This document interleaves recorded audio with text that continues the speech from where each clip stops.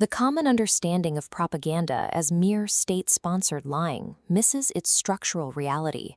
It functions as a sophisticated mechanism designed for reality enforcement and comprehensive social control. To understand how governments engineer mass compliance, we have to examine states under the existential pressure of total war. A nation's propaganda apparatus is an engineered reflection of its political architecture. The 20th century test of state survival was decided by which system could most effectively naturalize its preferred reality. The Soviet Lubach-style poster represents the totalitarian ideological warfare model of the USSR. The Ministry of Information building in London represents the opposing model, the democratic managed truth of wartime Britain. By deconstructing the blueprints of these two radically different systems, we can see how they shaped human behavior. Soviet operations integrated character assassination as a structural property of the state itself, as detailed in this peer-reviewed abstract. To understand how a state controls its own people, we must first look at how it defines its enemies. The Soviet state functioned through the worldview of Marxism-Leninism, which dictated all state interaction. This ideology interprets all world history through a binary lens, a continuous class struggle between the bourgeoisie and the proletariat. This rigid binary eliminates the possibility of alternative, coexisting ideologies. The opposing class is an active, existential threat to be eradicated. To legitimize its monopoly on power, the state structurally requires the constant cultivation of new enemies. The Soviet machine used two operational wings. The first, agitation, mobilized the masses through short-term emotional campaigns driven by hatred.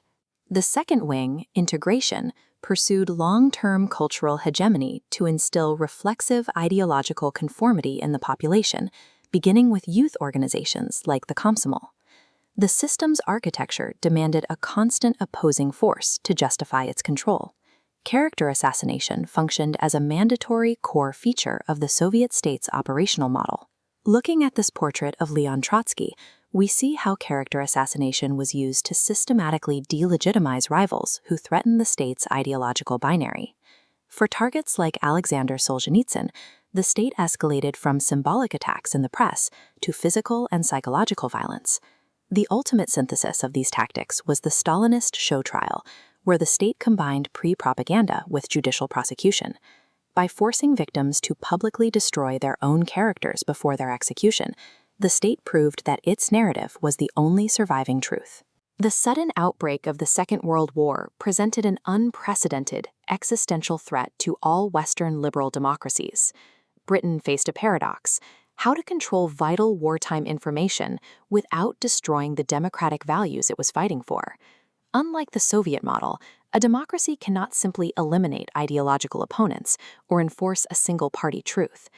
In 1939, the government feared that mass aerial bombardment would lead to civilian panic, pacifism, and social collapse. The solution was an entirely different form of mass persuasion, one that guided public morale invisibly without breaking the social contract of freedom. The British structural solution was a system of pre-censorship managed by the Ministry of Information.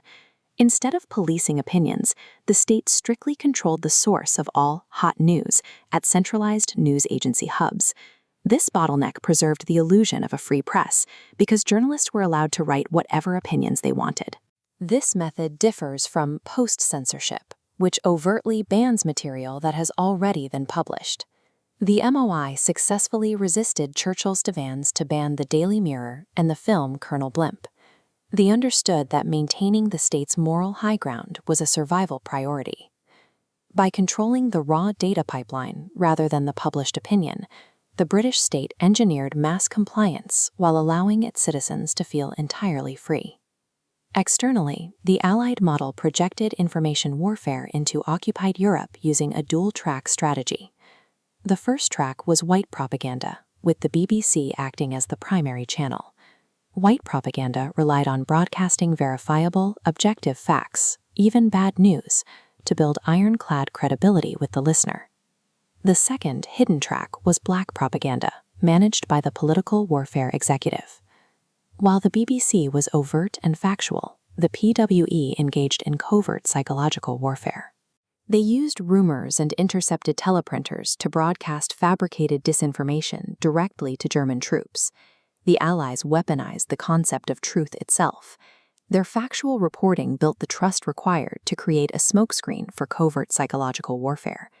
These two opposing systems share fundamental structural similarities.